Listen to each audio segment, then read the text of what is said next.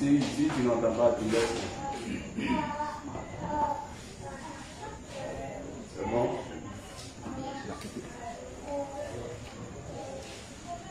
Avec qui nous partageons la même foi, qui consiste à croire premièrement que nous sommes des êtres faibles, vendus au péché, ne pouvons pas nous détourner de cette faiblesse, dû au fait que notre ancêtre commun, qui est Adam et... C'est bon?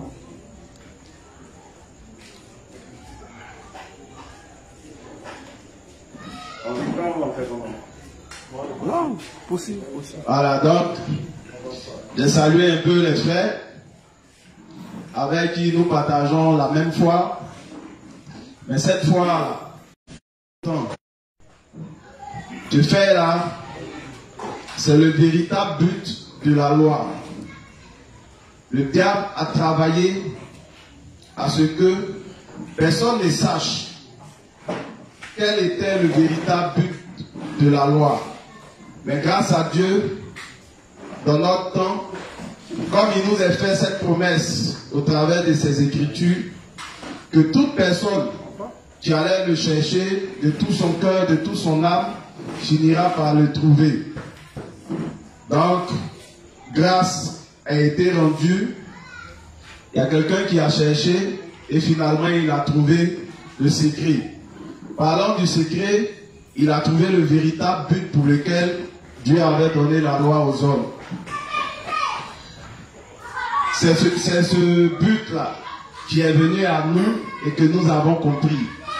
Ça a été expliqué dans l'un des textes que j'ai beaucoup aimé lorsque j'ai fait la rencontre du véritable évangile, qui était le texte de Romains 3, à commencer par son premier verset jusqu'au dernier. Là-bas, Dieu a pris la peine de nous enseigner une chose. Dans le texte du Romains 3 au verset 19 jusqu'à son verset 20, il nous a donné le véritable but de la loi. Il nous a dit comme ça là-bas que la loi avait un objectif. L'objectif de la loi, c'était que nous, hommes, qui étions nés imparfaits, nous prenions conscience de nos péchés. Nous prenions conscience de notre maladie, parce que le principe dit que si quelqu'un ne sait pas qu'il est malade, il lui sera difficile d'accepter un remède quelconque. Donc, la loi a révélé notre nature fondamentale, donc qui est pécheresse. Nous l'avons admis parce que nous avons vu, au regard de nos attitudes et comportements, que véritablement, cette loi-là, aucun humain ne pouvait la respecter. Raison pourquoi, chaque jour, on constatait une chose, c'est que la formule que le monde nous avait donnée hier, c'était qu'on devait confesser, admettre et dire à Dieu que nous n'allons plus refaire ces péchés-là. Mais tout ça a été le constat au lendemain de nous revoir refaire toutes ces choses-là. Donc, n'ayons pas compris le véritable but de la loi. Donc, le texte de Romains nous enseigne un principe simple. La loi a été donnée pour que chaque homme prenne connaissance de ses péchés. Maintenant que nous avons pris connaissance de nos péchés, il y a Galates par la suite là-bas dans son verset 3 à 24. C'est ça, non? Qui va nous donner un enseignement aussi, en nous disant que la loi, après qu'elle nous a montré la perfection de Dieu et que nous sommes imparfaits, la loi aussi avait pour but de nous emmener vers le Christ, donc Jésus, qui est le sauveur de l'humanité. Maintenant, dans son texte de 1 Jean 5, il y a Jean, fidèle, apôtre à Jésus, qui va nous expliquer un principe concernant la venue de Jésus. Là-bas, il nous dit que Jésus, il vient nous sauver, mais pour nous sauver, il vient avec des œuvres qui accompagnent le salut. Il nous dit comme ça que Jésus vient avec l'eau, le sang et l'esprit, afin que de par ces trois éléments-là, tout homme ait la rémission de ses péchés définitifs. Mais on a poussé le pion, nous ne nous sommes pas arrêtés seulement qu'à ces propos. On a voulu savoir quel était l'objectif de cette eau avec laquelle Jésus est venu nous sauver.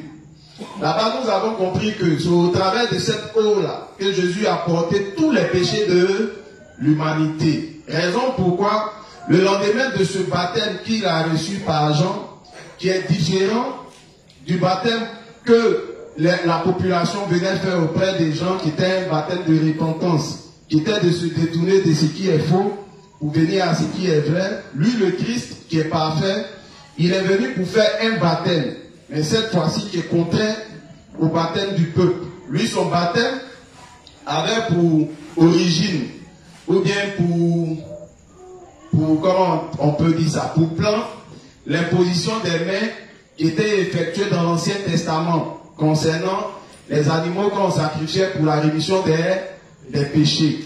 Parce que dans l'Ancien Testament, il y a un principe qui est simple. Le principe dit que l'animal ou celui qui pêche, pour être remis de ses péchés, il devait emmener un animal sans défaut, sans tache, sur lequel il devait imposer ses mains. L'imposition des mains consistait à transférer tous les péchés dont il était coupable sur la tête de l'animal sans défaut, sans tache. L'animal ayant pris les péchés, la Bible nous donne une information, que sans effusion de sang, il n'y a point de pardon de péché. Donc, le sang étant versé, le rituel étant fait, celui qui était venu coupable, il retournait à la maison sans péché. Mais là-bas, Dieu nous informait que c'était le plan du pardon éternel que le Christ viendrait faire pour toute l'humanité. Mais cette fois-ci, en collaboration avec un souverain sacrificateur terrestre du nom de Jean-Baptiste à l'image d'Aaron pour le pardon des péchés annuels. Je ne vais pas trop rentrer dans les détails, je vais simplement positionner les grands éléments concernant notre salut. Donc il y a Jésus qui vient et qui rencontre Jean lors de son baptême. Il y a une discussion qui se pose entre les deux et Jésus lui dit, laisse faire, car c'est ainsi que nous accomplirons tout ce qui est juste. Mais qu'est-ce qui était juste en ce moment précis? C'était que nous, hommes, qui étions séparés de Dieu à cause de nos péchés, nous soyons réconciliés avec Dieu. Donc Jésus, ayant accepté de se faire baptiser pour nous, il prit nos péchés, passés, présents et futurs. Pas seulement nos péchés, mais les péchés de l'humanité. Donc après avoir pris nos péchés, il a allé pour payer le prix de nos péchés à la croix, afin que nous qui étions séparés de Dieu, nous soyons réconciliés avec Dieu une bonne fois pour toutes par son sacrifice. Maintenant, pour couronner le tout, il nous a fait une promesse, c'est que le troisième jour, il devait revenir à la vie. Pourquoi? Pour nous donner cette assurance-là que, après notre mort, si nous croyons en lui correctement, en son baptême, en sa mort et en sa résurrection, nous reviendrons aussi à la vie. Donc nous sommes des vivants, nous sommes des personnes qui avons accepté de croire en tout ce que Jésus-Christ a fait pour nous sauver. Donc en nous, il n'y a point de péché. Pas parce que nous ne péchons plus dans la chair, mais parce que nous avons porté notre foi en ce que Jésus a fait pour nous libérer de nos péchés une bonne fois pour toutes. Donc c'est sur ça que repose notre foi. Donc nous sommes justes, nous n'avons plus de péché. C'est pourquoi quand je dis que je salue mes frères d'ici et d'ailleurs, ce sont ces personnes-là avec qui je partage le même témoignage du 1 Jean 5, son verset 4 jusqu'à 11. Parce que c'est le témoignage de toutes les personnes sauvées. Amen. Donc ceci étant, je pense que je ferai ma présentation comme d'accoutumé. C'est l'inspecteur Gaudi Cédric, inspecteur détaché à la zone du kilomètre 17.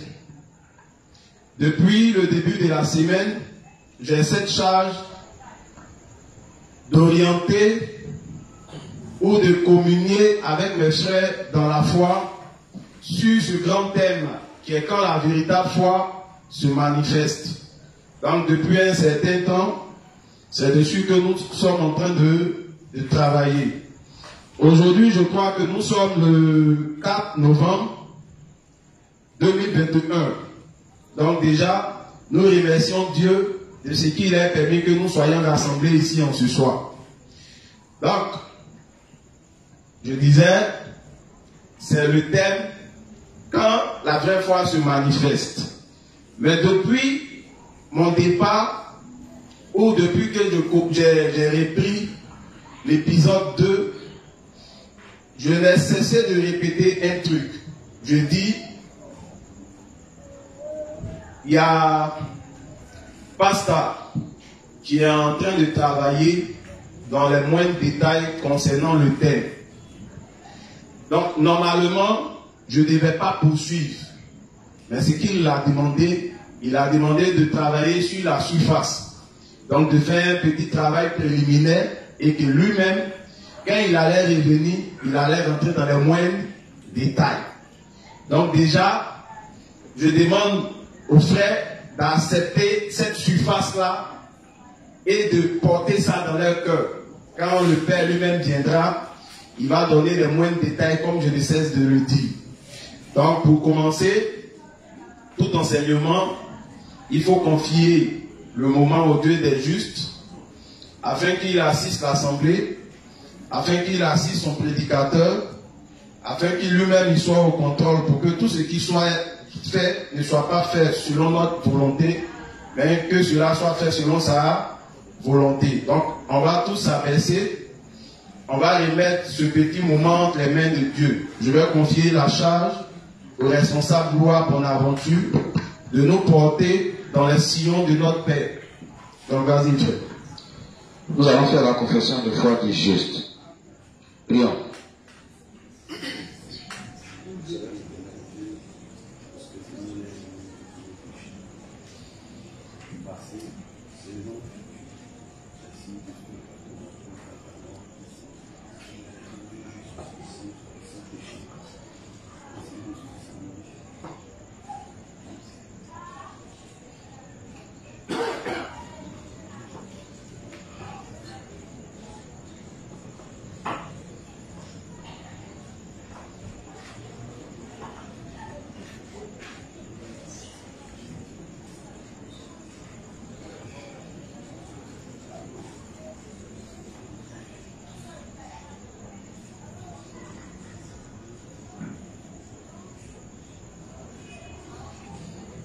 Amen. Nous allons confier les différentes âmes ici présentes à Dieu afin qu'il nous assiste, qu'il nous aide quant à la compréhension de tout ce qui se fera et qu'il nous aide aussi à mettre en pratique tout ce que nous allons recevoir, tout ce que nous recevons comme enseignement. Prions. Merci Père éternel de ce que tu disposes chacun de nous à comprendre le fondement de tous tes enseignements qui a débuté depuis le lundi. Merci de nous aider, chacun selon son niveau, à comprendre et à mettre en pratique tout ce que nous apprenons. Au nom de Jésus, Amen. Nous allons confier le serviteur du jour, que le Dieu des justes l'assiste, qui le conduit dans ses voies, afin que tout ce qu'il nous dira ne vienne pas de ses pensées, mais de la parole de Dieu. Prions. Merci le Dieu des justes pour ton serviteur que tu as établi sur nous. Merci pour ce que tu lui as inspiré, toutes les paroles qu'il va nous enseigner. Merci d'éloigner de lui le stress, de le guider et de le conduire, afin que lui aussi nous conduise dans tes voies. Au nom de Jésus, nous allons prier. Amen.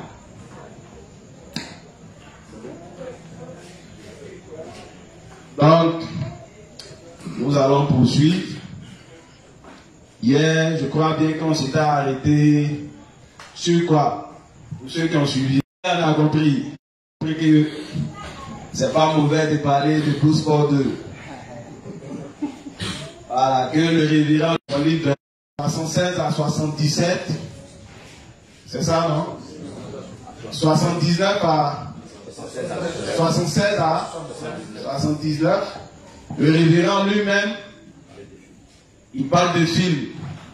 Pourtant, le principe dit que la foi elle a appris auprès de nos dévanciers. Le principe sur lequel nous travaillons, il est simple. On dit, avant toute chose, la première des choses que Dieu nous apprend dans son royaume, avant toute chose, ça veut dire que on peut venir dans l'église de Dieu, on peut apprendre 1000 choses. On peut être versé dans la compréhension parfaite des Écritures. Mais, si cette chose-là est omise, toute la connaissance que nous aurons, ça sera comme du vent.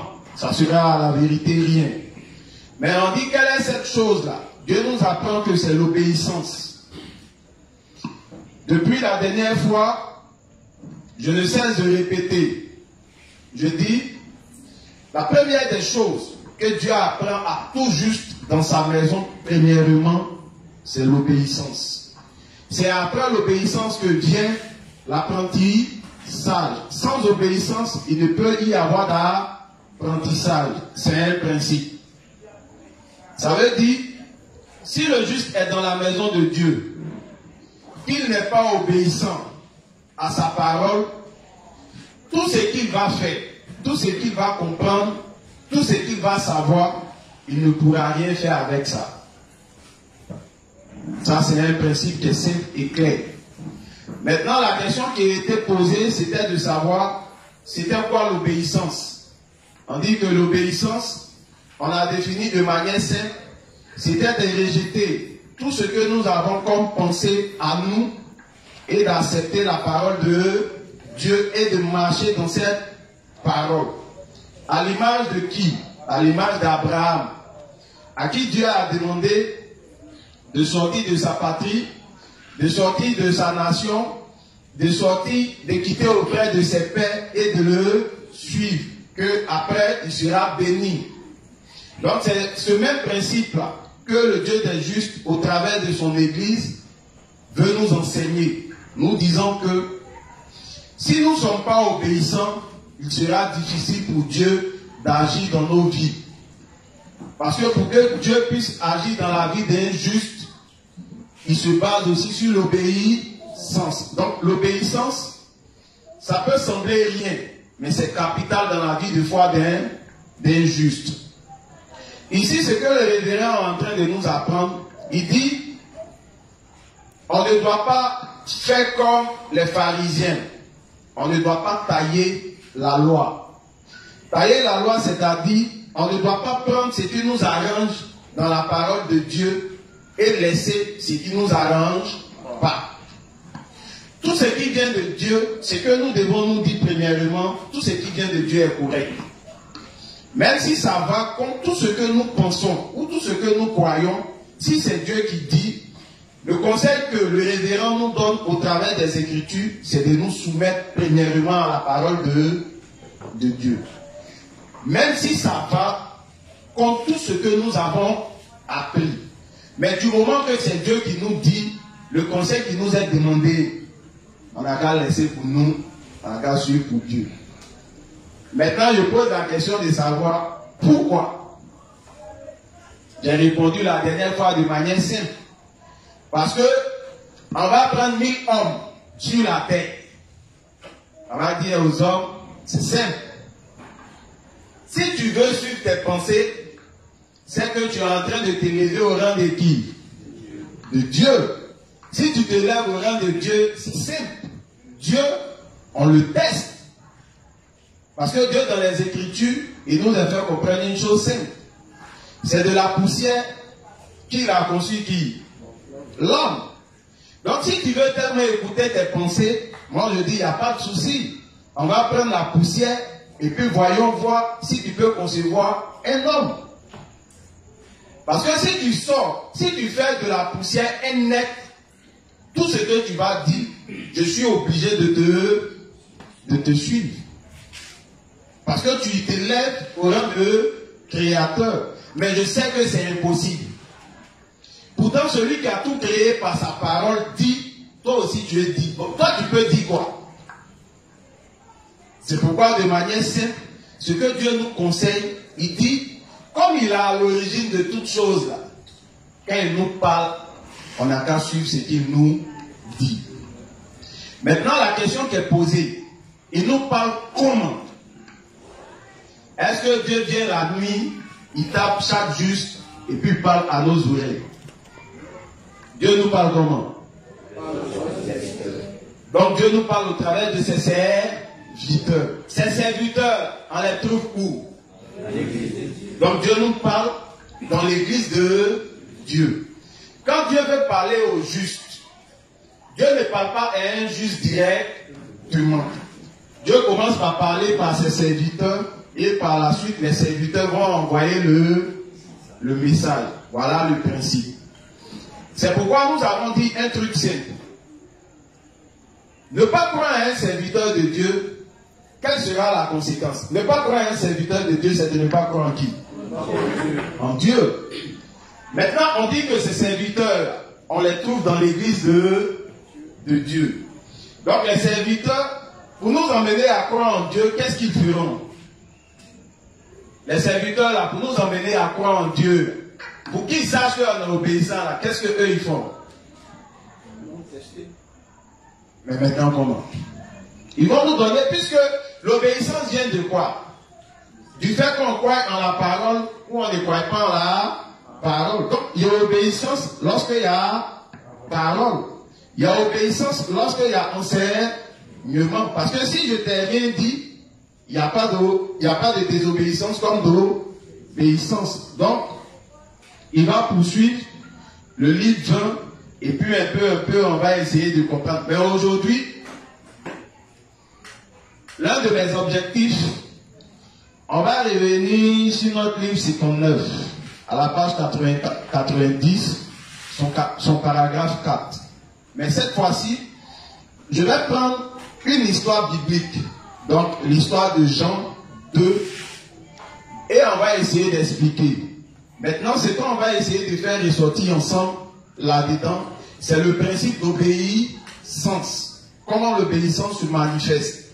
Donc, il va commencer par lire. Il y a des détails là-bas qu'on doit écouter et prendre, garder. Et puis quand on reviendra maintenant dans le livre 59, on va essayer d'expliquer ce que j'ai dit là dans les Jean 2. Donc, poursuis le fait.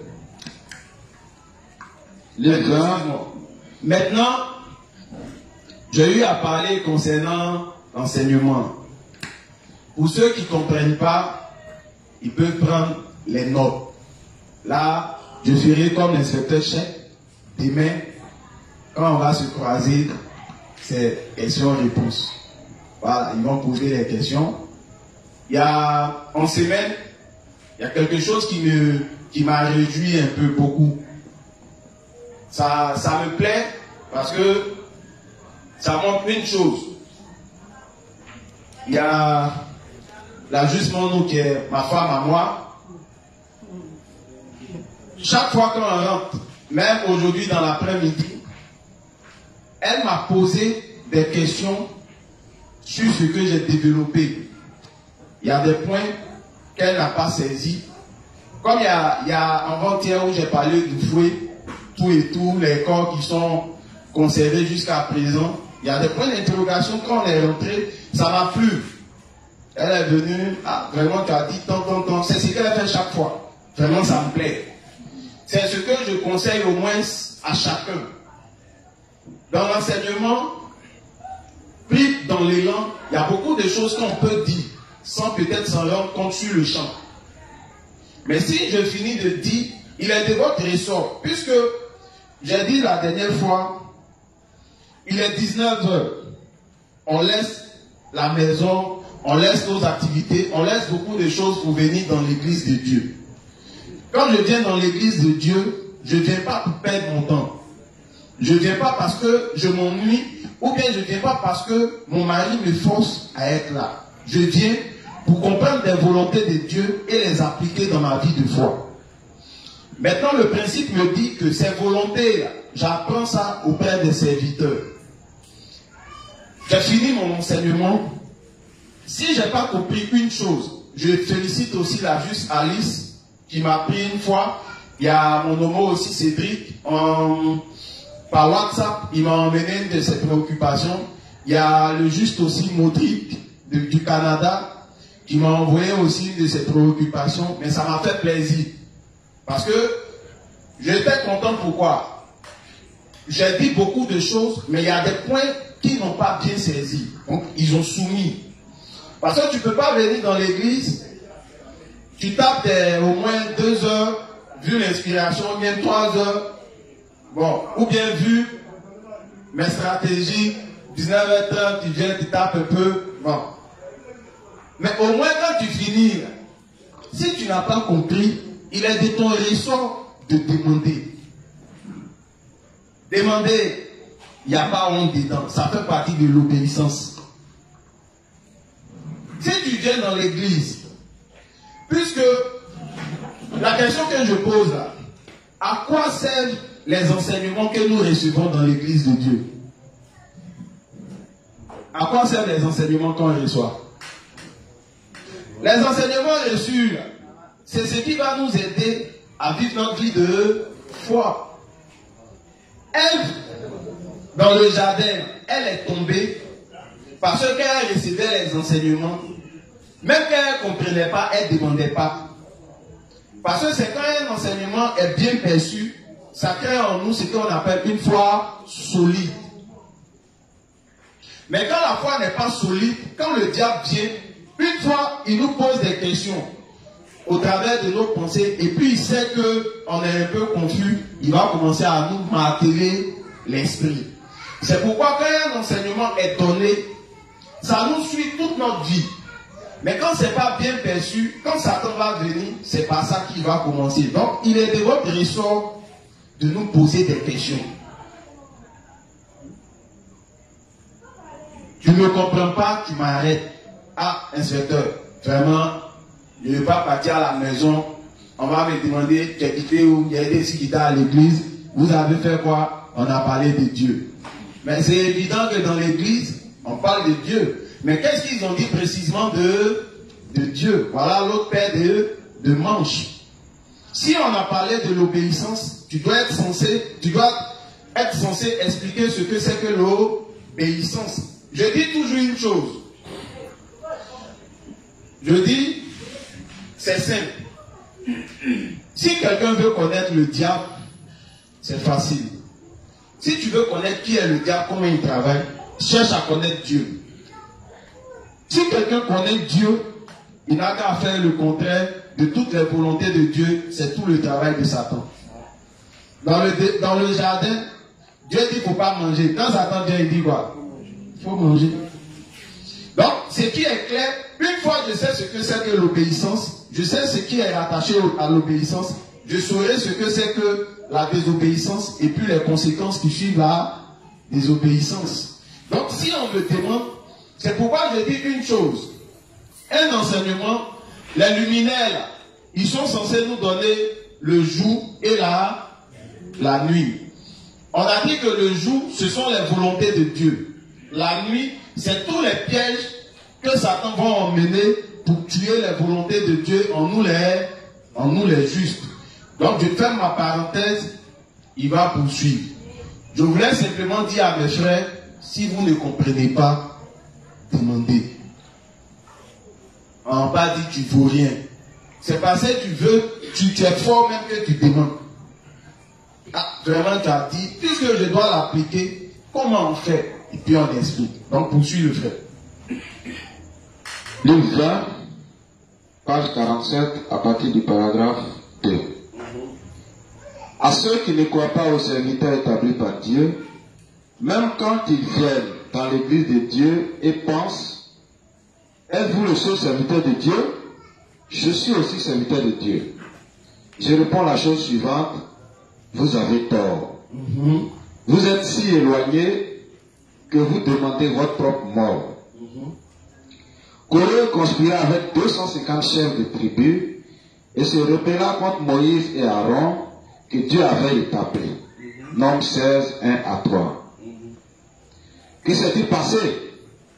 La terre ouvrit la bouche et les avala avec leurs maisons et tous les hommes de Corée et tous leurs biens. Nombre 16, 32. La Bible dit, deux points, que devons-nous faire pour faire les œuvres de Dieu?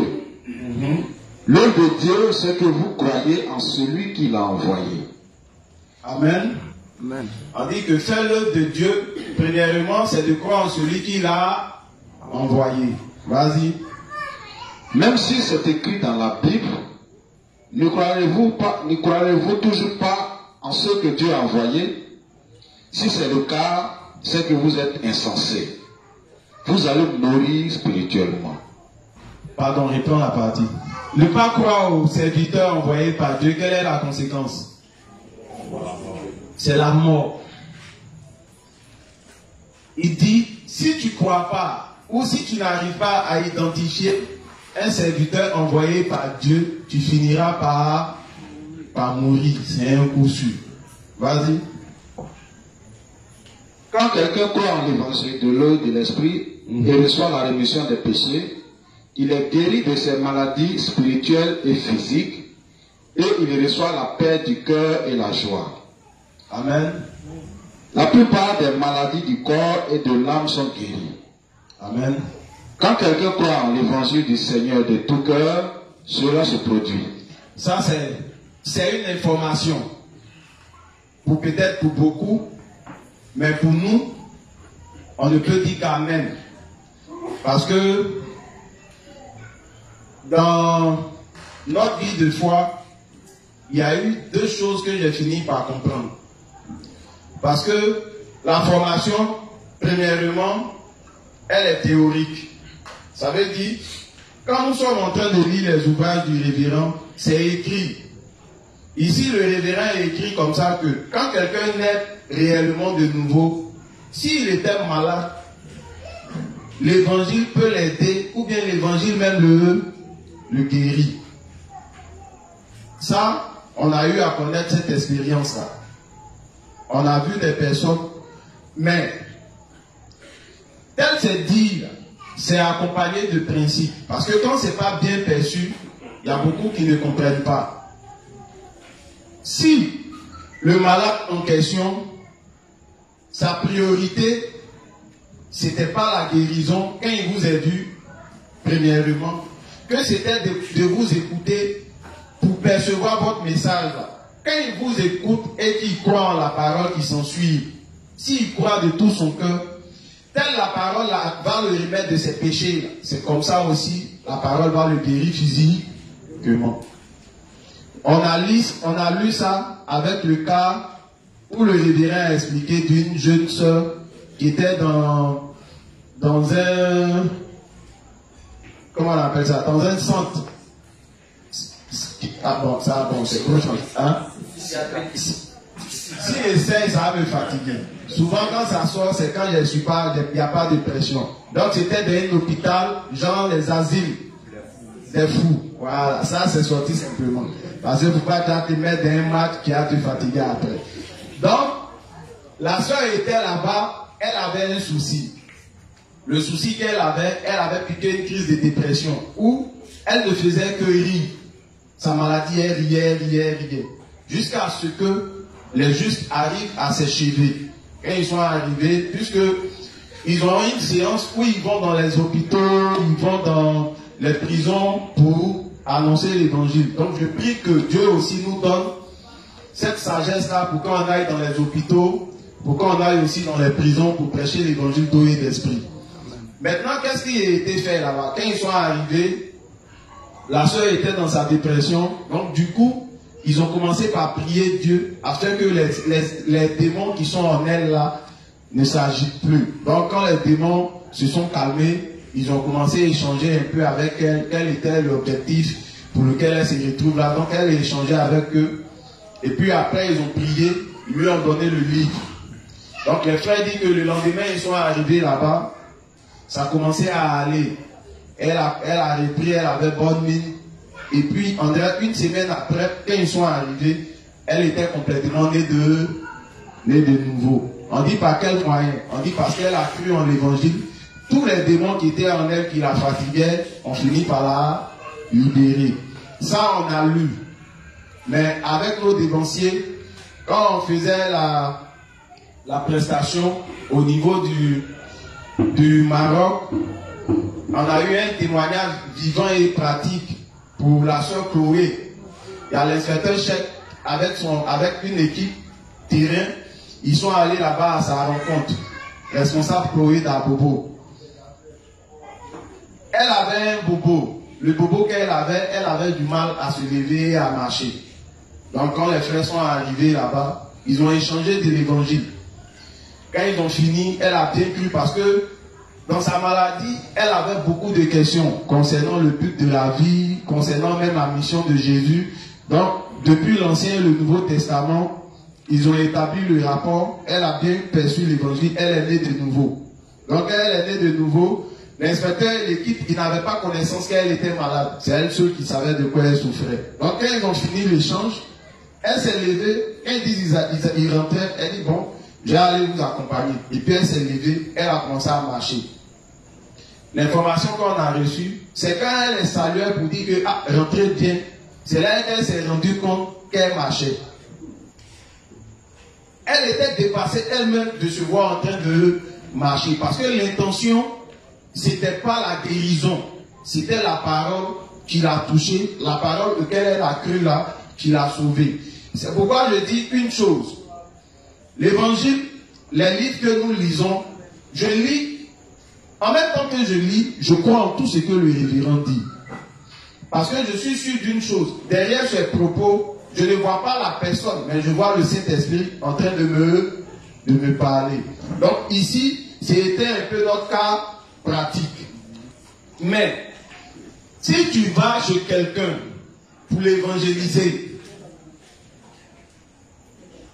et que tu le trouves malade, et puis dès que tu viens, ce de quoi il te parle seulement, c'est son problème de maladie. Eh mon fils, moi-même ma prière, que Dieu a fait un cas guéri, c'est que je suis prié, ce gars, même si Dieu dispose son cœur, qui croit en l'évangile, Dieu va le maintenir dans sa maladie. Parce que si on le guérit, il y a beaucoup de choses qui vont se passer. Donc pour lui, la guérison, ça peut prendre du temps afin que Dieu raffine ses pensées. Pour dire que la chose la plus importante, c'est d'abord naître de nouveau. Donc j'ai essayé d'expliquer ça pour dire, tout ce que nous verrons le révérend dit est la vérité. Donc quand le révérend nous informe comme ça que l'évangile guérit, moi je dis Amen. Il y a aussi, il y a Pasteur qui a expliqué le témoignage même de son papa, du juste qui s'est endormi, le juste agro. Il a expliqué son témoignage. Il dit qu'il était aussi affecté de diabète ou tension. Et puis il a commencé à lire les livres. Plus il lisait les livres, plus il comprenait. Un matin, toute la maladie a disparu, seul. Et puis l'évangile l'a guéri. Parce que l'intention première, c'était pas la guérison. Il est venu pour le salut premier de son âme. Donc toutes ces personnes-là, qui viendront pour le salut de leur âme réellement, elles se verront être en train d'être guéries, même de leur maladie physique. Tu peux poursuivre? Ceux qui sont faibles physiquement deviennent forts. Ils reçoivent la santé. C'est en écoutant la parole de Dieu de la part de ses serviteurs et en prenant le lait spirituel dans l'église de Dieu que votre foi grandit et que vous jouissez de la grâce et la bénédiction de Dieu. Ils vont t'orienter, t'apprendre à prier, t'apprendre à évangéliser. Tout ça, c'est le rôle de l'église. Mais si tu n'es pas uni à l'église, il sera difficile que tu puisses grandir dans ta vie de foi. Vas-y. En dépit de cela, des gens avec entêtement, page 48, d'écouter les serviteurs de Dieu. Si vous le faites, votre vie de foi dans son église prendra fin. Il dit que quoi? Ne pas écouter les serviteurs de Dieu, la conséquence c'est que notre vie de foi dans son église va prendre fin. Ça va prendre fin pourquoi? Parce que l'ordre a été violé, a été bafoué, à commencer par ton cœur. Mais en le lisant, il y a une chose que Dieu veut nous emmener à comprendre. Pour ceux qui ont l'oreille, Dieu veut nous emmener à comprendre que ses serviteurs sont comment à ses yeux? Sont précieux. Dieu est en train de nous faire comprendre que tout serviteur de Dieu, à ses yeux, lui, Dieu est précieux. Parce qu'il fait son travail convenablement. Vas-y. Peu importe la grandeur de votre foi, Dieu a établi ses serviteurs. Voilà. Il y a un autre principe qui dit on ne doit pas s'initier dans la vie privée d'un serviteur de Dieu. C'est dit. C'est dit. Mais il y a beaucoup, peut-être que tu ne crois pas. Mais moi, je crois en ça de tout mon cœur. Parce que j'ai une séquelle de ce principe-là.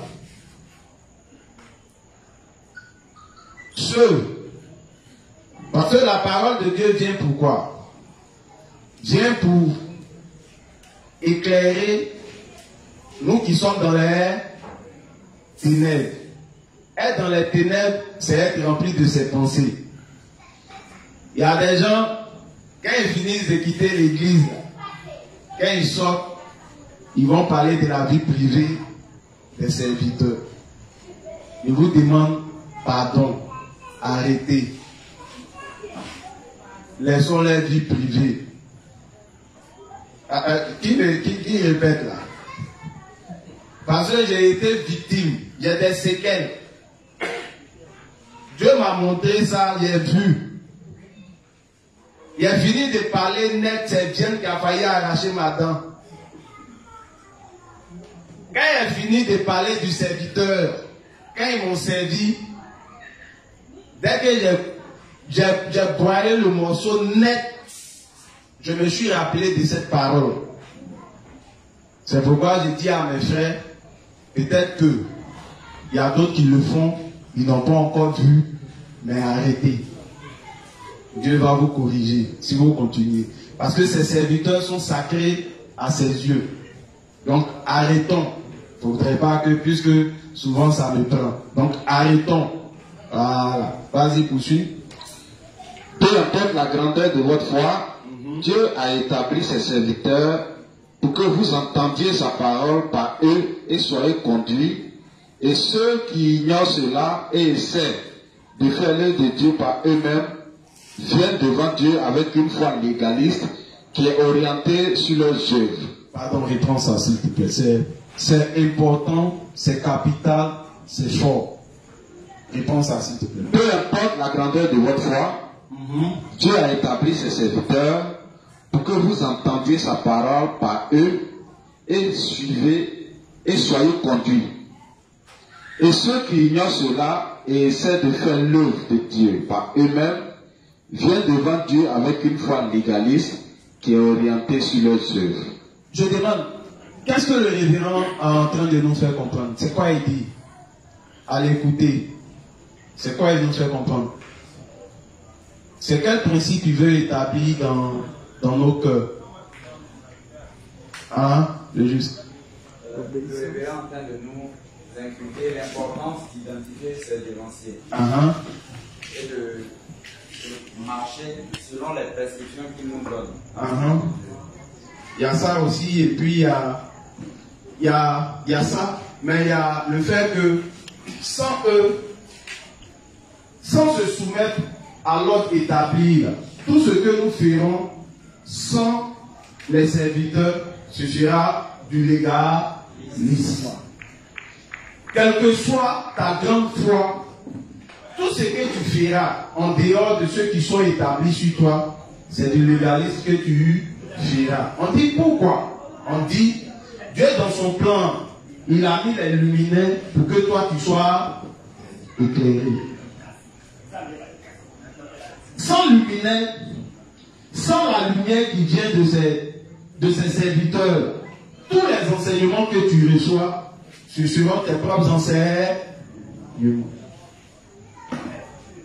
Dieu est en train de nous faire comprendre que, en dehors de ses serviteurs, aucune œuvre ne peut être bâtie avec succès. En dehors des luminaires, en dehors de leur lumière qui descend, tout ce que un juste, même s'il a cru en l'évangile, même s'il croit fortement en l'eau, le sang et l'esprit, tout ce qu'il fera n'aura pas de succès.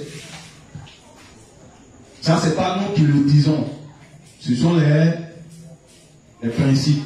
C'est pourquoi le frère a dit qu'il serait important pour nous juste d'identifier les serviteurs qui sont établis sur nous. Quand quelqu'un n'arrive pas à identifier son serviteur, ou s'il ne l'identifie pas, s'il se détache de lui pour faire une œuvre quelconque, il va subir les conséquences. Je dis, ce que je lis, je dis merci à Dieu parce que Dieu ne s'est pas limité à ce que je comprenne ça de manière théorique ou intellectuelle. J'ai vécu ça. Ce principe-là, je l'ai vécu et je dis Amen. Quand nous sommes quittés ici à cause du problème et qu'on a allé se réunir à Lokwa, on quittait ici et puis on partait à Lokwa sur les jumeaux, sur le responsable de Adjelou, Jérémie Adjelou. C'est là-bas qu'on faisait la formation. On prenait les bancs depuis ici et puis on marchait, on arrivait là-bas et puis on faisait la formation. Là-bas, nous étions beaucoup. Et puis, il y a un jour, il y a un frère, bon, son nom j'oublie, mais je sais que Grand Hassan connaît son nom. Grand Hassan s'appelle comment? Ton ex-beau. Irié. Donc quand on a commencé, c'est avec lui qu'on faisait la formation. Donc pendant qu'on était en train de nous former, une fois il m'a interpellé. Je ne sais pas s'il a fait comme ça à tout le monde, mais il m'a interpellé. Il a demandé à ce que, il dit non, mais ici on vient, que lui il a voulu créer une base au niveau de Sikoji, qu'on peut venir travailler là-bas. Il lui a dit, mais ici, on vient pourquoi? On vient pour recevoir la lumière. Donc, ce de quoi le président a parlé, le lait. Bon, quand tu vas aller faire ton église, c'est quoi tu vas enseigner aux gens? Parce que ce qu'on doit enseigner plus tard, c'est ce que nous sommes en train de recevoir comme enseignement nous-mêmes. C'est pourquoi le principe nous a dit que, avant que Dieu établisse son serviteur, ou bien avant que le serviteur de Dieu donne un enseignement, Dieu lui-même commence par l'enseigner premièrement. Donc il lui a dit, mes frères, on est en train de se faire former. Donc il ne faut pas te penser, l'objectif là, on nous met à je sais où peut-être que c'est devenu l'argent. Mais pourquoi? Parce qu'il n'a pas voulu se soumettre à l'ordre État établi. Parce que pour lui, il a vu la formation comme quelque chose de facile. Facile pourquoi? Parce que quand on vient, il y a beaucoup qui prennent ça en facile. Aïe. Mais c'est pas prendre livre, prendre tel paragraphe et puis lire. Mais c'est pour ça là, il y a besoin de venir ici. Il peut rester chez moi et puis prendre les paragraphes et puis lire et puis je comprends. Parce que même le pasteur, c'est ce qu'il fait. La seule chose peut-être qu'il fait, peut-être pour nous distraire, c'est nous expliquer. Bon, il nous explique, il essaie déjà, puis il essaie de lire. Donc il n'y a pas besoin de lui, je comprends. Voilà les pensées qui l'ont animé. C'est ces pensées qui ont fait qu'il s'est levé, il est allé. Il a commencé, on a allé voir l'église. Aujourd'hui, je sais que si peut-être que tu le rencontres et que tu lui demandes comment on fait pour aller au paradis, tu sauras que peut-être que les rudiments même de l'évangile là ont fini par disparaître dans son cœur. Mais voilà la conséquence. C'est pourquoi je dis une chose. Dieu fait en sorte que nous lisions des trucs et puis on vit les cas pratiques. C'est pourquoi Dieu nous donne une information. Il dit que avec lui, Dieu, le secret pour mener une vie de foi réussie, c'est l'obéissance. Dieu s'en fout de ton talent. Dieu s'en fout de ta connaissance. La seule chose que Dieu te demande, est-ce que quand je te dirai, passe ici, est-ce que tu vas passer? Mais généralement, avec ceux qui savent, quand tu leur demandes de passer ici, ils ont toujours de quoi à dire. C'est pourquoi quand nous verrons tous les serviteurs de Dieu, toutes ces étoiles dans le ciel, la seule chose qu'on doit comprendre, ce sont des personnes qui sont obéissantes. À commencer par Abraham, à commencer par Noé, à commencer par Josué, à commencer aussi par David. C'est des personnes, s'ils ont été sélectionnés par Dieu et qu'ils ont travaillé avec Dieu, c'est parce qu'ils ont été très obéissants auprès de Dieu. Donc, apprendre l'obéissance comme nous sommes en train de faire, c'est capital. Poursuis. Peu importe la grandeur de votre foi, Dieu a établi ses serviteurs pour que vous entendiez sa parole à eux et soyez conduits. Et ceux qui ignorent cela et essaient de faire l'œuvre de Dieu par eux-mêmes viennent devant Dieu avec une foi légaliste qui est orientée sur leurs œuvres. Donc, on verra, quand ils seront dans leur assemblée, si tu as l'œil, tu ne feras pas de différence entre une église de légalistes avec leur église. À la rigueur même, où ils te montrent qu'ils sont copains, écoute les chants. C'est des légalistes camouflés. La seule chose qu'ils ont calé, c'est l'eau, le sang, l'esprit. Tout le reste là, c'est du légalisme. C'est dans l'église de Dieu, c'est ici que j'ai appris que pour établir quelqu'un, on devait faire un vote. Alors ça, c'est dans l'église, c'était juste. Hein? Parce qu'on appelle légalisme quoi? Toute pensée qui n'a pas de trace dans les écrits, on dit de quelqu'un, sa foi est légaliste quand il fait des choses dont Dieu n'a jamais parlé.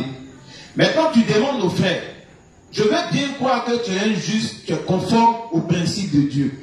Montre-moi un verset, ou bien montre-moi où c'est dit qu'on doit faire un vote pour établir un serviteur de Dieu.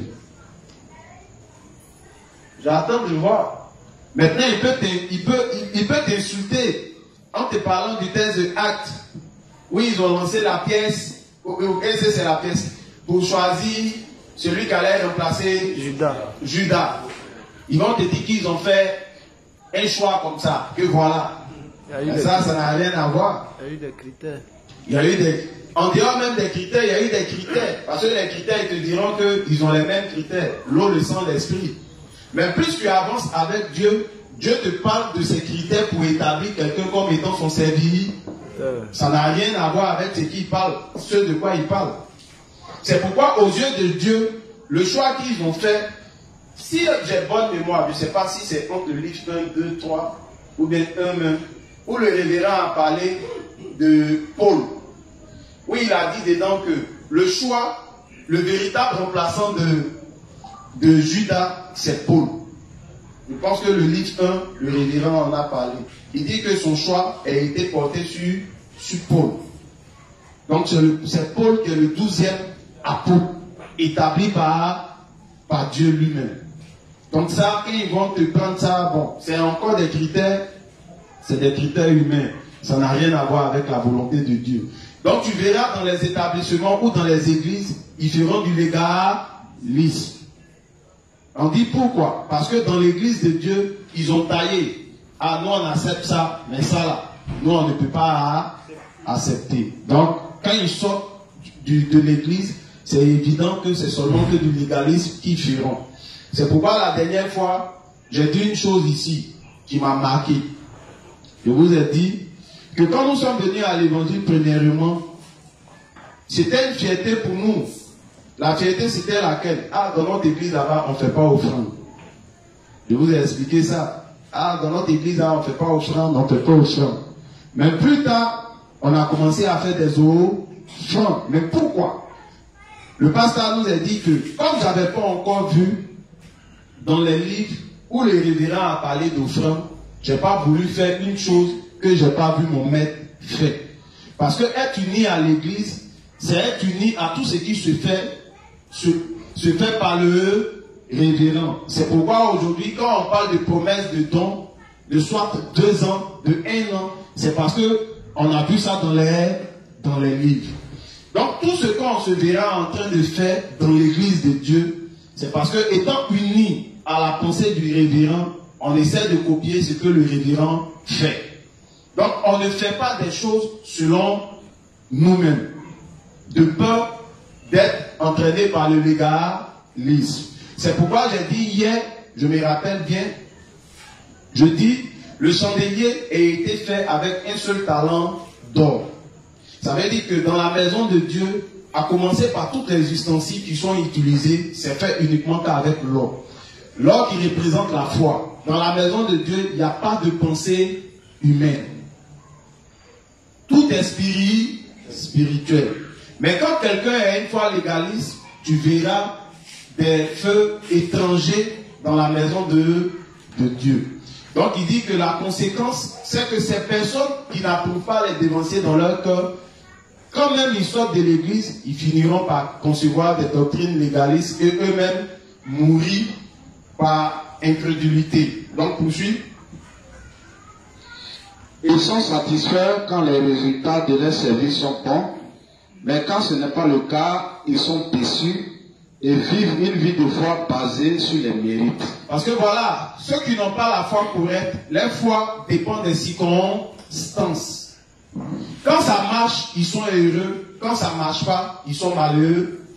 Pourtant, l'homme de foi, que ça soit bon, que ça soit mauvais, il est toujours heureux. Pourquoi? Parce qu'il sait que même quand c'est mauvais, c'est une manière pour lui d'apprendre toujours auprès de Dieu. Dans la maison de Dieu, rien n'est mauvais. Parce que rien n'est mauvais, tout commence de l'imperfection et ça termine dans la perfection. On apprend de nos erreurs. Voilà comment chez Dieu ça se passe. C'est pourquoi même chez Dieu, même quand tu es en train de tomber, même quand tu ne maîtrises pas quelque chose, quand on te met, celui qui te met, il est conscient que dans ta démarche première, tu feras beaucoup d'erreurs. Si tu mets un nouveau-né ou tu établis quelqu'un pour entamer une chose qui fait des erreurs que tu es étonné, c'est que nous-mêmes, on va s'étonner de toi. Parce que pour Dieu, la journée commence toujours par la nuit et se termine par quoi? Par le jour. C'est pourquoi il dit qu'il y a eu un soir, il y a eu un matin. Ce fut le premier jour. Ça veut dire que tout commence de l'imperfection et ça termine dans la perfection. C'est pourquoi tous nos débuts, aujourd'hui, il y a un truc qu'on peut comprendre simplement. Il y a Dieu qui nous explique une chose dans le livre 51. Je dis toujours, je crois en la parole de tout mon cœur, de toutes mes forces. La parole dit que quand un prédicateur arrête de prêcher l'évangile, cette prédication-là, quand il va commencer, ça va être plat. Plat pourquoi? Parce qu'il est rempli de ses pensées. C'est la même chose qu'il a dit que quand un juste naît de nouveau, de peur qu'il soit rempli de beaucoup de poison, qu'est-ce qu'il doit faire? Il doit poser beaucoup de questions. Enfin, il dit, il doit parler. Il dit que tel le nouveau-né doit parler, de peur qu'il soit rempli de fausses doctrines. C'est comme ça le prédicateur doit sans cesse parler. Il dit que même si c'est par jour, qu'il doit avoir une seule âme même pour prêcher l'évangile, qu'il le fasse. Que quand le prédicateur ne fait pas ça, il est rempli de ses propres pensées. Mais c'était mon problème. C'est pourquoi tout début, pour ceux qui ont suivi les manœuvres de peut-être 3 jours avec la manœuvre d'aujourd'hui, il y a un changement. Le changement vient pourquoi? Parce que plus tu commences à parler, plus il y a l'assurance qui vient. C'est pourquoi j'ai compris l'objectif pour lequel ils m'ont demandé de faire l'enseignement. C'était comment on appelle ça? Une mise à niveau ou bien une mise à jour, merci. Parce que véritablement, il y a longtemps, j'avais prêché comme ça. Donc Dieu est en train de me dire que, étant un sacrificateur, il faut sans cesse parler, parce que plus tu parleras, il va t'ouvrir les yeux de la foi. Donc on poursuit. Mais j'espère que vous n'oubliez pas, hein, l'objectif c'est de comprendre que Quand quelqu'un n'est pas obéissant à Dieu, il y a des conséquences. Maintenant, la conséquence, c'est-à-dire que quoi? Dieu travaille toujours au travers de ses serviteurs. Donc, toute personne qui ne sera pas unie au serviteur de Dieu, malgré sa croyance, malgré sa foi, si liste. Leurs services sont bons, mais quand ce n'est pas le cas, ils sont déçus et vivent une vie de foi basée sur les mérites. En d'autres termes, ils retombent dans une foi légaliste, même après avoir été sauvés. Amen. Dans le livre de Jacques, bien sûr, il est écrit que la foi sans les œuvres est morte. Mais cela signifie que la vraie foi est suivie de pratique. Donc la vraie foi est suivie de pratique. C'est pourquoi aussi l'obéissance est suivie aussi de pratique. Parce que si Abraham n'était pas sorti de sa famille, de son village, de sa patrie, est-ce qu'il aurait eu à obéir à Dieu? On dit non. C'est pourquoi sa croyance a été suivie d'action. Donc si je dis que j'obéis au serviteur de Dieu, il faut que ça soit suivi d'action. Si l'action n'y est pas, je crois de manière intellectuelle. Mais quand l'action y est, ça veut dire que je suis véritablement obéissant. Poursuis. Je prends un cas simple. Quand l'église me dit, pour que je sois en bonne santé, que dois-je faire? Il dit que c'est d'arrêter de manger quoi? Industriel. Dans le livre 100 et dans le livre 59, sa page 100, le révérend a dit que c'est de la marque et que je me rends à peut-être un restaurant où je me vois en train de commander des poissons braisés, les capes d'eau des capes industrielles, ce qu'on appelle les capes chinois. Mais si je suis en train de faire ça, c'est qu'il y a un problème. Je ne peux pas dire que je suis obéissant. Parce que si je suis obéissant, mon obéissance là, il y a un truc qui est rattaché à ça, qu'on ne cesse de dire. Puisque quand on dit aux frères, on doit manger naturel, il y a chacun qui émet des propos. Les propos qui reviennent toujours, c'est de dire, ah mais actuellement, avec la modernité, et si on peut trouver encore les choses naturelles? On dit si, pourquoi? Parce qu'on prie tout par celui qui nous fortifie. Le principe qui est demandé là, si tu veux véritablement manger des choses naturelles, c'est de prier. Et puis Dieu va t'emmener sur des pistes. Si quelqu'un maintenant veut manger un poisson naturel, poisson braisé naturel, il y a un coin, et là c'est, comment on appelle ça, vers le sable là, où Goury nous a montré où on vend les poissons à 12 000. Ah. Donc, parce que si tu veux manger du naturel, il y a aussi le prix du naturel.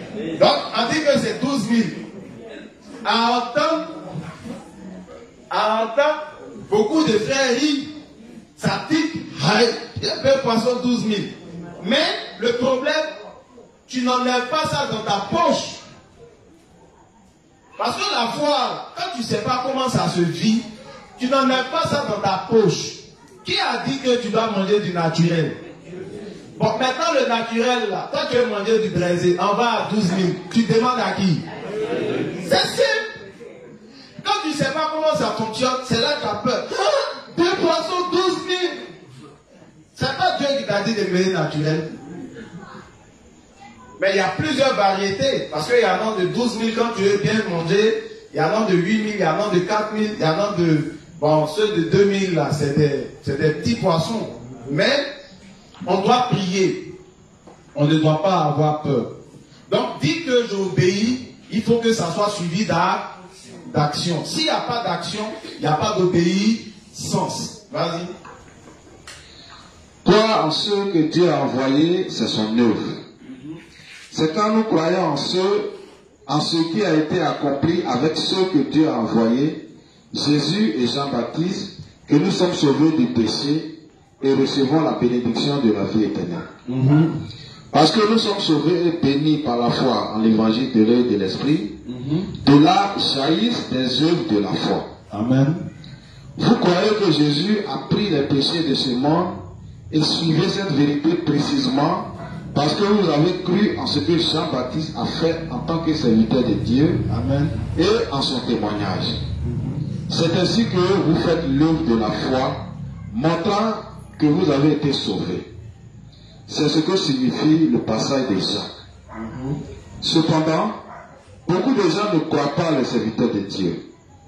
Au lieu de croire aux serviteurs de Dieu, ils les rejettent intérieurement. Il dit, il les rejette où?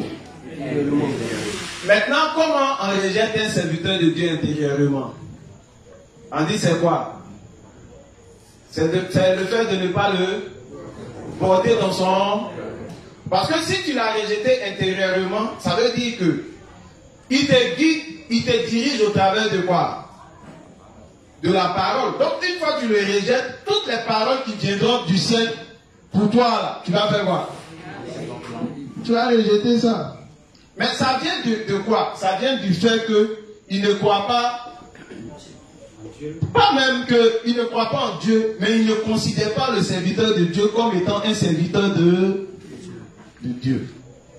Raison pourquoi ses pensées vont le fatiguer et puis il va bloquer toute la parole de Dieu dans son... Parce qu'il a rejeté son serviteur. Pourtant, si tu rejettes ton serviteur, il y a une conséquence. C'est que tu ne vas rien recevoir de Dieu. Parce que Dieu nous demande quoi? De quoi en tout c'est...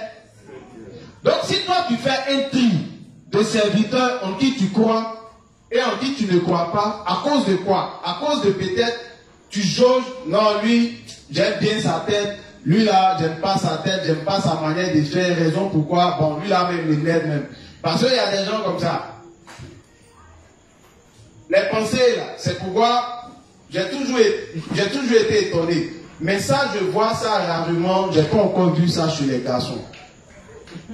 Mais c'est beaucoup chez les femmes que je constate ça. Où elle la connaît pas et puis elle est fâchée parce qu'elle a dit, il n'arrive pas à comprendre, mais tu la connais où la fille? Non, il n'est pas, regarde comment elle fait même. Pourtant, c'est la première fois qu'elle voit la fille. Mais elle la déteste. Mais après, il y a... Bon, je ne sais pas si elles font ça avec les filles, si elles font ça avec les filles, mais avec les garçons, quand j'ai été, comment on appelle ça, à Bongwanou, il y a une fille, puisque c'est là-bas que j'ai fréquenté, il y a une fille qui m'a dit un truc, que c'est un code. Elle dit généralement, ça ne parle pas d'avec les filles, d'avec les garçons. Elle dit c'est un code. Quand une fille dit que, oh lui là, il est vilain, il est comme ça, c'est que elle a un petit sentiment, mais comme le gars il ne réagit pas, donc ça se transforme un peu en haine. Donc c'est un code camouflé. Donc je dis à mes frères, si une go te dit, oh lui là, mais sa manière de s'habiller, c'est que il y a un petit sentiment qui est caché, mais comme tu ne réagis pas, mais bon, dans la maison de Dieu, même quand c'est fait, il faut que ça soit au regard des principes. Parce que c'est les principes qui viennent tout gâter. Quand le juste entend le principe, il est fâché. Mais, on dit l'obéissance nous demande de suivre les principes. Donc, vas-y, frère. Cependant, beaucoup de gens ne croient pas les serviteurs de Dieu. Au lieu de croire aux serviteurs de Dieu, ils les rejettent intérieurement. Mes chers croyants, croire au rôle de Jean-Baptiste et qu'il est un serviteur de Dieu, c'est faire l'œuvre de Dieu. Amen. Vivre par Dieu et vivre votre vie dans sa bénédiction. Vous devez... D'autres aussi ont été sauvés par Dieu. On doit croire aux témoins de l'évangile de l'eau et de l'esprit. Les pécheurs doivent croire les paroles des justes. C'est faire l'œuvre de Dieu. Amen. Jésus nous dit de travailler pour la nourriture qui persiste. C'est quand les pécheurs écoutent l'évangile auprès des serviteurs de Dieu qu'ils obtiennent la vie éternelle et incorruptible. Amen. Je vous exhorte à mûrir dans votre vie de foi. Vous avez été sauvés en croyant en Jésus-Christ et en l'œuvre de Jean-Baptiste. Après cela, vous devez croire les serviteurs que Dieu a établis. Si un serviteur tombe ou se lève, cela dépend de Dieu. Voilà, là, voilà le nouveau combat encore. Parce que ça, c'est dit. C'est dit, mais il y a beaucoup qui ne perçoivent pas. Au fait, quand quelqu'un n'est pas obéissant, il peut lire ça. Parce que ça, les mêmes propos sont dits depuis le livre 6. C'est dit, mais comme il n'est pas obéissant, il lit, mais il ne comprend pas. On dit qu'un serviteur de Dieu tombe ou qui se relève, ça dépend de qui. Le pourquoi. C'est Dieu qui l'a établi. Le travail qu'il fait là, il fait pourquoi? Ou bien pour qui? Bon, maintenant, le voilà, Dieu lui l'a établi sur toi. Et puis lui, que Dieu a établi, il te donne un enseignement. Comme c'est le cas que j'aime beaucoup, je pense que je vais prendre ça. Il te parle de Bruce Bordeaux. Quand j'ai connaissance du principe, je dis, s'il tombe, s'il se relève, ça veut dire que quoi? Si Dieu n'a pas demandé qu'il enseigne un tel enseignement, s'il me ment, c'est Dieu qui va régler son S'il me dit la vérité, c'est Dieu aussi qui va régler son compte. Mais maintenant, ce que Dieu me demande vis-à-vis de ses enseignements, c'est quoi? C'est d'obéir et d'appliquer. Parce que si je suis en train d'appliquer ce qu'il me demande de faire, que ça ne marche pas ou il y a un problème, Dieu ne viendra pas me demander des comptes à moi. Au contraire, qu'est-ce que Dieu va faire de mon cas? Il va me féliciter. Pourquoi? Parce que j'ai respecté un principe divin qui dit que quoi? Ce que le serviteur de Dieu fait, moi le travail qui m'est demandé à ma place où je suis, c'est de croire et d'accepter et d'appliquer. S'il me ment, si mon application là, il y a problème, Dieu va lui dire qu'il y a problème dans son enseignement. Parce que ce n'est pas moi qui l'ai établi. L'obéissance là, quand on parle d'obéissance, c'est les enseignements, les exhortations que nous recevons dans l'église, c'est à ça que Dieu nous demande d'obéir. Mais si nous on trouve qu'il y a des enseignements qui sont donnés, donc on ne comprend pas la portée ou bien comment ils peuvent parler des films. Faut croire. C'est ce que l'église de Dieu c'est ce que Dieu lui-même te demande. Il dit croire. Ah mais Dieu même, faut croire. Tu parles, parce que le parler trop, tu es rempli de tes propres pensées ou de ta propre justice. Faut le laisser pour toi. C'est le serviteur de Dieu, non? Tu le considères, c'est pourquoi? Pour ces mêmes problèmes, on leur pose une question. Bon, le gars dont tu parles, est-ce que c'est un serviteur de Dieu? Et puis il te dit, oui.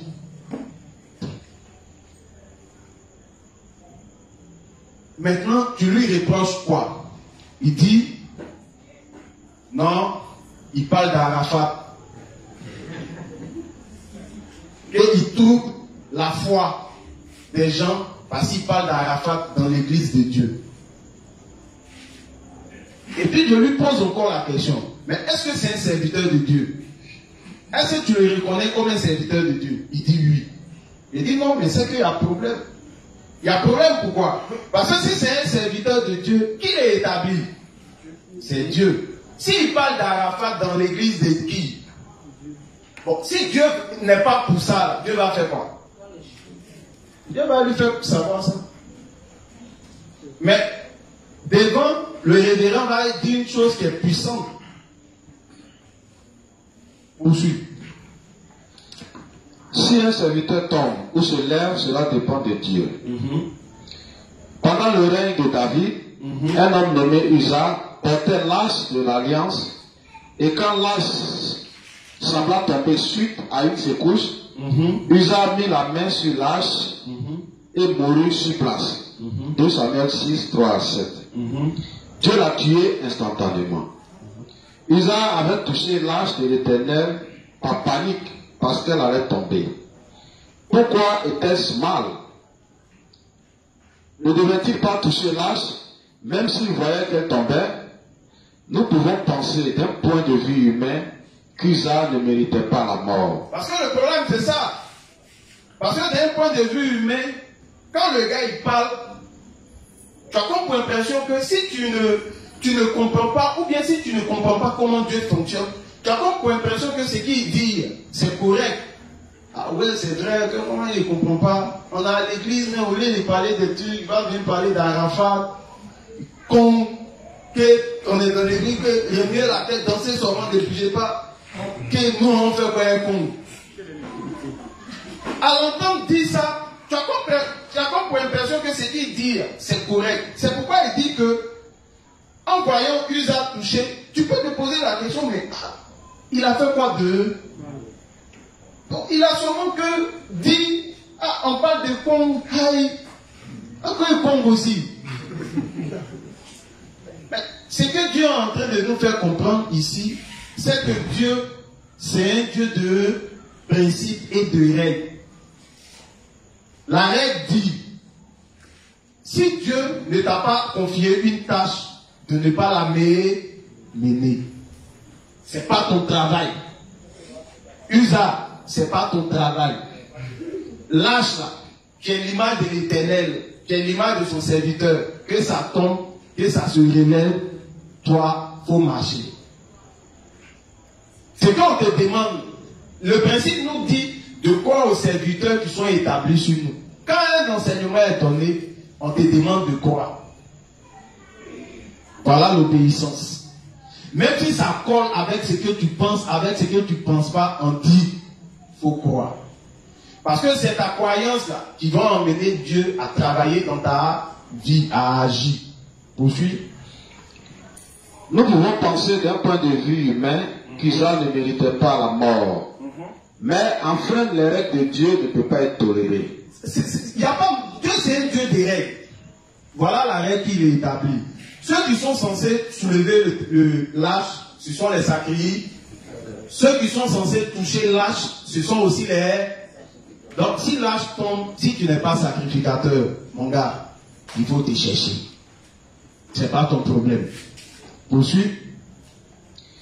Dieu lui-même nous a fait et pour faire de nous son peuple, il envoya son fils Jésus-Christ. Et Dieu envoya aussi Jean-Baptiste et tous deux ont accompli l'œuvre du salut, l'un transférant et l'autre prenant les péchés du monde. Nous ne pouvons pas juger ce qui a été planifié et accompli par Dieu lui-même. Parce que voilà le problème. Juger, c'est dire non, vraiment pourquoi c'est Jean-Baptiste qui doit mettre en digne. Ce qui t'est demandé pour que tu sois sauvé, c'est de faire quoi? C'est de quoi? Je ne sais pas pourquoi on dit Jésus, Jean-Baptiste prend les péchés du monde, il transfère ça sur Jésus, il faut dire Amen. Tu es sauvé. Tu dis non, que pourquoi c'est Jean-Baptiste, pourquoi il n'y a pas de tabernacle, si c'est lui l'agneau, s'il y avait deux boucs, pourquoi c'est pas deux Jésus qui sont venus? Voilà les pensées. C'est ça. C'est contre cette pensée, Dieu nous demande de nous battre. Parce que les pensées sont c'est les premiers obstacles de l'obéissance. Et si quelqu'un est rempli de ces pensées, il lui sera difficile d'être obéissant à Dieu. Donc vas-y. Les serviteurs de Dieu peuvent-ils agir comme ils veulent? Voilà le principe qui me casse. Non. Parce que ce principe-là, une fois c'est compris, il n'y a plus match. Il pose la question de savoir, est-ce que un serviteur de Dieu peut agir comme il veut dans la maison de Dieu? Dieu dit non. Aïe. Parce que quand les gens regardent avec l'œil humain, donc avec l'œil de la chair, les gens ont encore pour impression que les serviteurs de Dieu font des choses de par eux-mêmes. Ça veut dire, si le serviteur de Dieu s'est levé, il a vu un truc, il vient automatiquement, il fait. Dieu dit que non. On dit, mais pourquoi? On dit, même l'église de Dieu n'appartient pas aux serviteurs de eux, donc il ne peut pas faire tout ce qu'il veut, c'est impossible. Poursuis. Alors que moi aussi, j'en fais parfois à ma tête. À la fin, je m'assujettis à la volonté de Dieu. Il dit que même lui-même, le révérend, souvent, il en fait à ça, mais après, Dieu lui dit, petit, ce que tu es en train de faire, je ne suis pas dedans. Et puis il revient, il renonce à lui. Vas-y. Vous pouvez penser que je peux tout faire, mais je ne peux rien faire de ma propre volonté en fait. Amen. Dieu lui-même parle à ses serviteurs quand ils vont contre sa volonté, disant, je t'ai parlé plusieurs fois. Il dit, on dit ici, Dieu lui-même, quand ses serviteurs sont en train de dérailler, ici il est en train de nous expliquer pourquoi, quand le serviteur de Dieu tombe, quand il se relève, on ne doit pas parler. Il dit que quand un serviteur qui est établi est en train de se tromper, il est en train d'aller sur un mauvais chemin, Dieu lui-même lui parle. Quand j'écoute ça, ça me rassure. Dans quel sens? Je sais que l'Église de Dieu ne peut jamais me tromper. Ça veut dire que tout enseignement que je reçois dans la maison de Dieu, je le prends, je mange l'enseignement, je digère l'enseignement sans peur. Maintenant, si j'ai un problème de digestion, le principe du livre 36 me demande de faire quoi? D'aller vers les serviteurs qui sont l'image de quoi? Des pilules digestives pour qu'on puisse m'expliquer la parole de Dieu. J'ai pas peur. Au fait, Dieu, il nous rassure. C'est de quoi Dieu est en train de nous rassurer. Beaucoup ne comprennent pas la portée. Je dis, les gens en train de parler, ils ont comme l'impression, peut-être pour beaucoup qui ne comprennent pas la démarche, que ça n'a rien à voir avec quand la véritable foi se manifeste. Quand j'ai commencé l'enseignement, j'ai dit, à chaque saison, Dieu emmène une nourriture. J'ai dit comme ça que il y a une saison qui arrive. Dans la saison dans laquelle on est, il y a un mois qui viendra bientôt. Donc il y a un événement auquel on va être confronté. L'événement, ça va être une grande crise économique, une grande crise même alimentaire. Parce que je vous assure que vous allez entendre que ceux qui conçoivent les fermes, ils auront beaucoup de problèmes. Ça va être une grande crise. Que ce soit alimentaire, que ce soit économique. Maintenant, cette crise-là, ça va emmener les gens à ne plus être joyeux. Automatiquement, ça va nous emmener au texte que j'ai voulu qu'on prenne, de Jean 2, où le vin a commencé à manquer. Maintenant, quand le vin a commencé à manquer, donc quand le monde va être dans des problèmes, Dieu va nous donner une solution. Mais la solution, je vous dis toujours, elle va être tellement bizarre. La solution que Dieu va nous donner pour résoudre tous nos problèmes, ça va être bizarre. Ce que nous sommes en train d'apprendre, c'est un exercice. On voit que les choses approchent. Marie dit aux serviteurs, elle leur dit quoi, les serviteurs? Faites tout ce qu'il vous dira de... Parce que Marie, elle a une compréhension parfaite de qui va dire. Marie qui demande, eux, ils ne savent pas qui est Jésus. C'est ses disciples, ils savent. Mais ils ne l'ont jamais su. Ils savent, mais ils ne savent pas. Pourtant, Marie, elle a toutes les preuves de qui est son enfant. Marie, c'est l'image des serviteurs de Dieu qui connaissent le pouvoir des enseignements de Dieu. Quand elle dit, Jésus demande de faire quoi? Il dit de puiser de l'eau, de remplir les vases. Les gens, ils attendent quoi là-bas? Lui, il demande de faire quoi? Quel est le rapport? En fait, le problème, on est en train de vous dire que pour ces moments, l'Église de Dieu nous dira des choses qui n'auront rien à voir avec ce à quoi nous sommes confrontés. Mais ce que nous devons comprendre, c'est que Dieu travaille toujours au travers de ses serviteurs. Qu'un serviteur de Dieu ne peut pas faire ce qu'il veut, donc ne peut pas dire ce qu'il veut. C'est pourquoi je dirais à mes frères, faites ce que l'Église de Dieu vous dira de faire. On dit pourquoi? On dit parce que Dieu travaille au milieu de son Église. Les serviteurs qui sont établis dans l'Église de Dieu, ils ne feront rien selon leur propre pensée.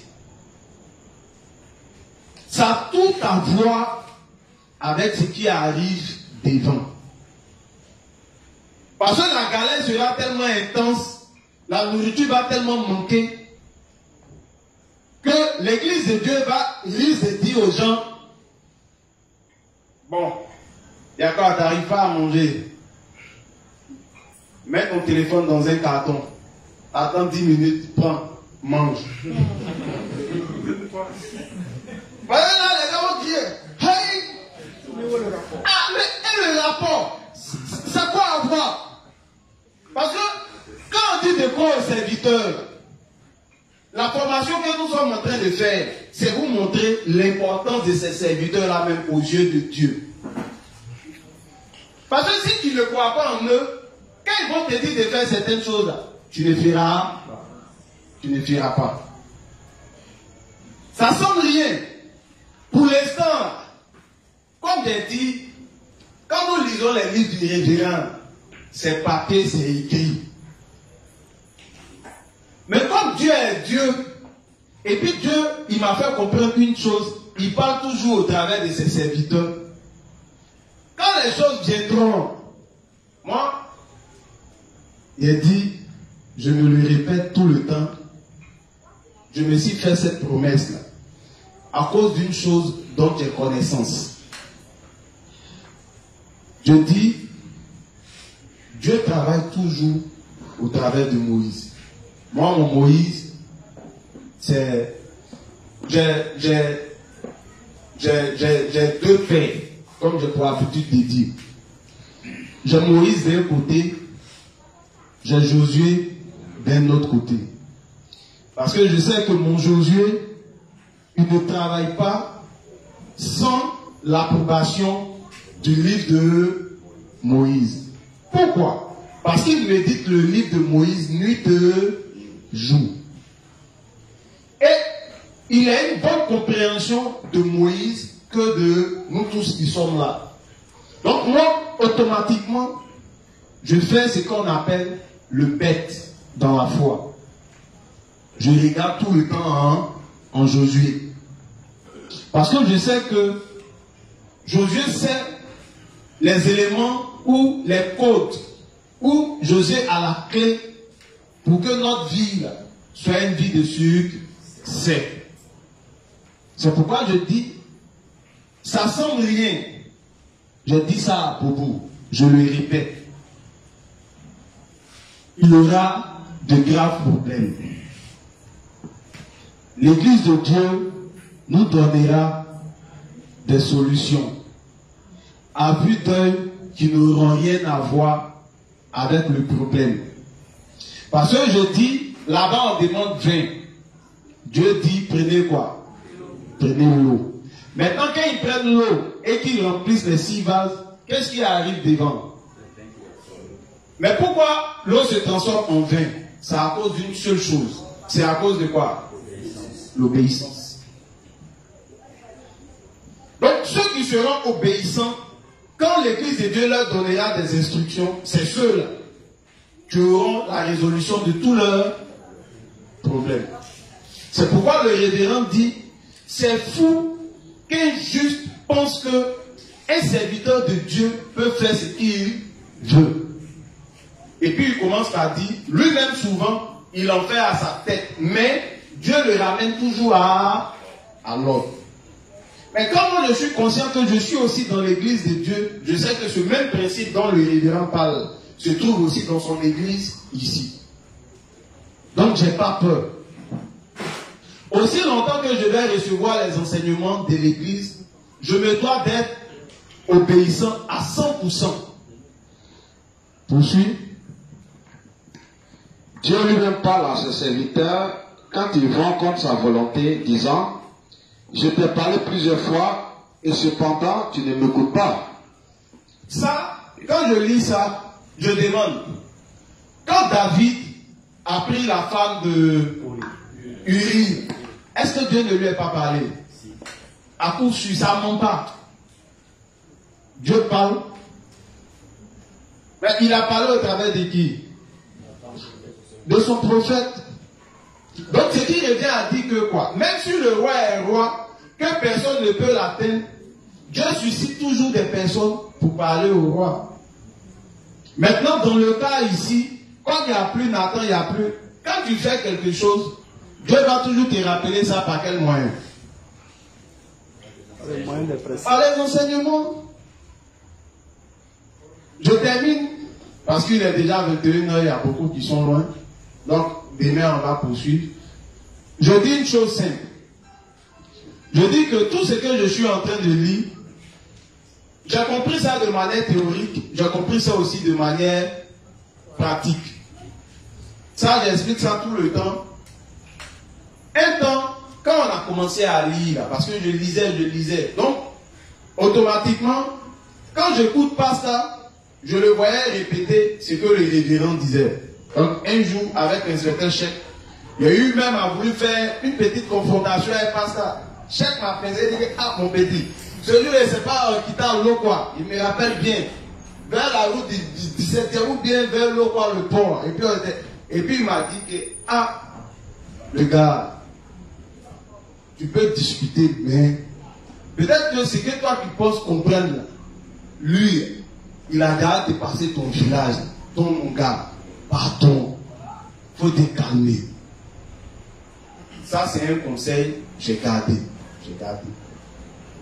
Il y a un monsieur qu'on appelle Aman. Il était à 9 kilos. C'est ça, non? Donc, en 9 kilos. On partait lui rendre visite là-bas. On partait échanger avec lui de l'évangile. Donc, quand nous sommes allés chez le monsieur, ça, c'est un témoignage, je le rends toujours parce que c'est le cas pratique que j'ai vécu comme ça. En parlant de Dieu parle à ses serviteurs. C'est le cas pratique que j'ai vécu comme ça. Il y a plusieurs cas, mais c'est le cas qui m'a le plus marqué. Donc, du coup, on arrive chez le monsieur. C'était dans nos débuts, en ce temps même, nous-mêmes, on venait de naître.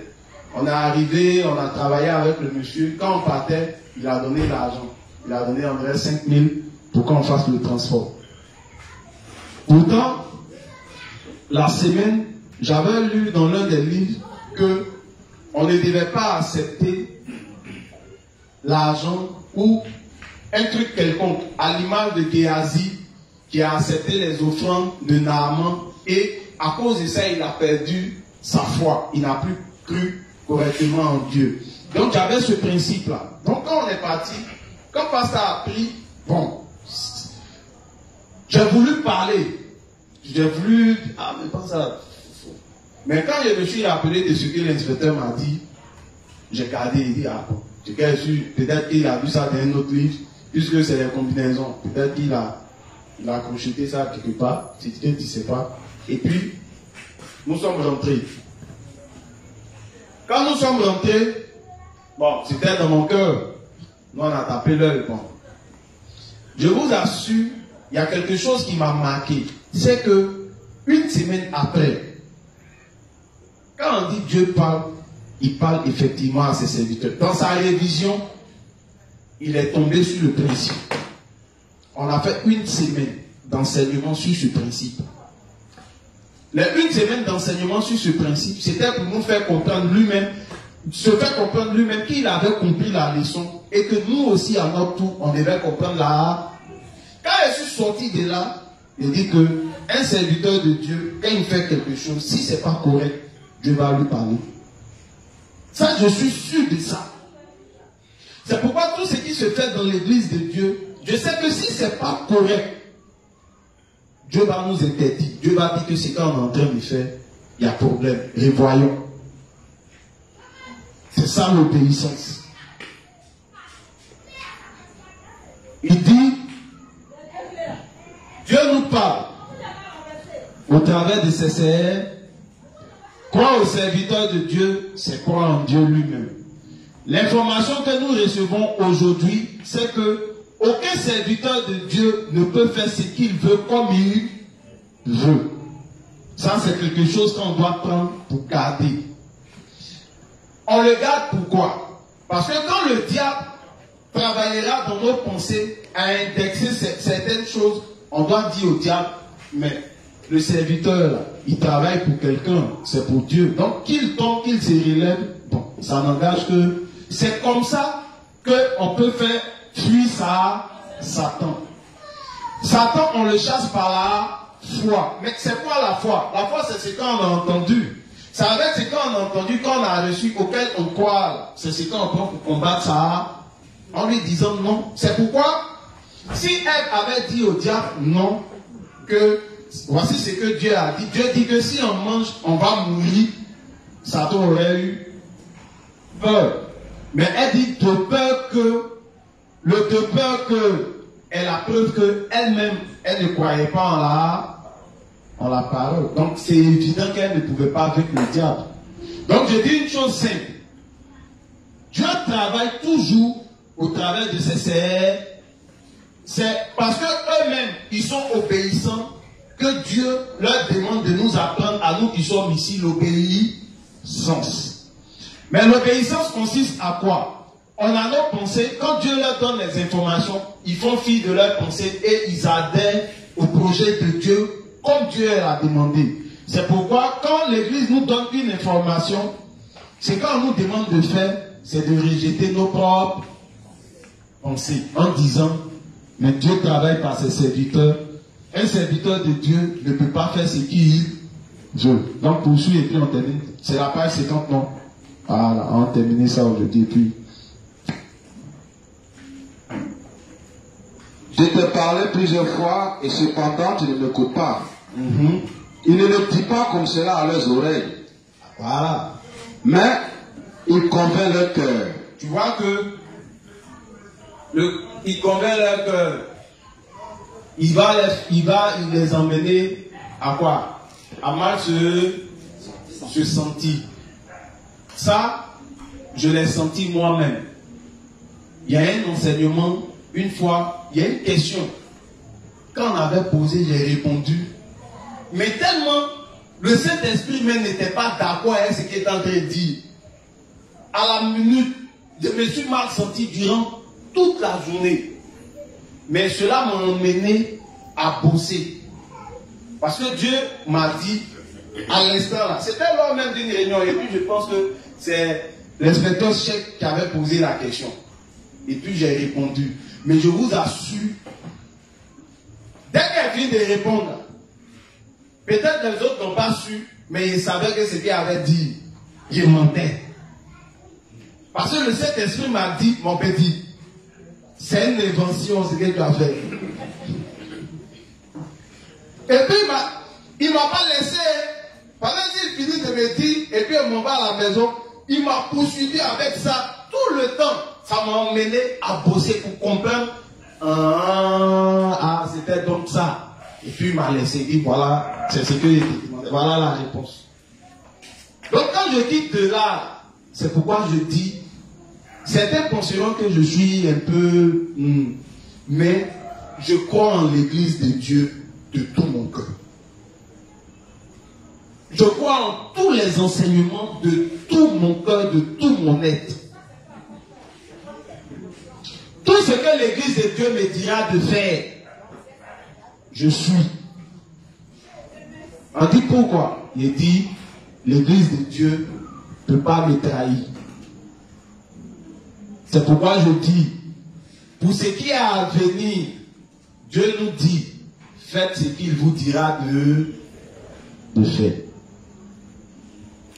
Pour ce qui est à venir, Dieu nous dit, faites ce qu'il vous dira de...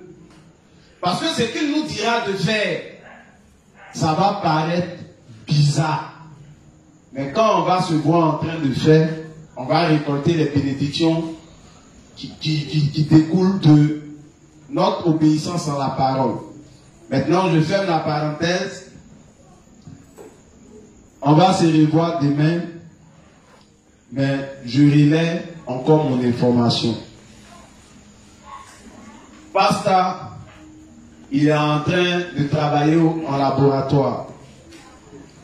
Ce que je suis en train d'expliquer, de quand la véritable foi se manifeste, il viendra détailler ça dans les moindres compartiments.